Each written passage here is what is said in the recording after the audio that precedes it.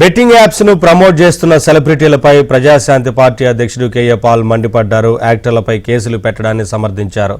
వాళ్ల ప్రమోషన్స్ తో అమాయకులు బలవుతున్నారని ఆవేదన వ్యక్తం చేశారు. తెలంగాణ పోలీసులు మియాపూర్లో బెట్టింగ్ యాప్లను ప్రమోట్ చేస్తున్న యాక్టర్స్ హీరోయిన్స్ మీద కేసు పెట్టారు. చాలా మంచిది.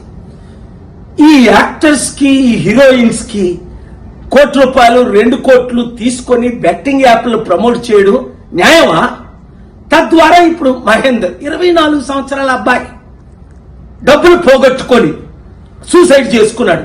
వాళ్ళ మీద మీరు కేసు పెట్టి వాళ్ళ కుటుంబానికి మీరు 100 కోట్లు ఇచ్చినా తిరిగి ఆ అబ్బాయిని తేగలరా?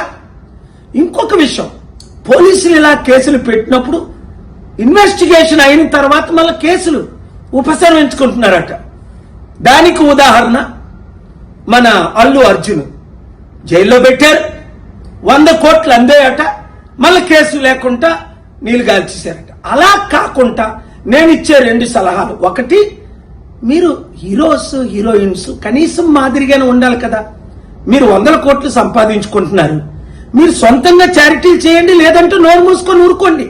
ఇంత కక్కుర్తి ఎందుకు? మరలా మీరు వాళ్ళ దగ్గర డబ్బులు తీసుకొని యాప్లు ప్రమోట్ చేయడం.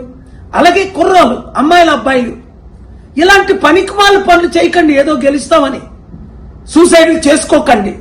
మంచి రోజులు వస్తున్నాయి, కష్టపడండి, ఓపిక పడండి. మార్పు రానున్నది. ఆ మార్పును మనం ప్రమోట్ చేస్తాం.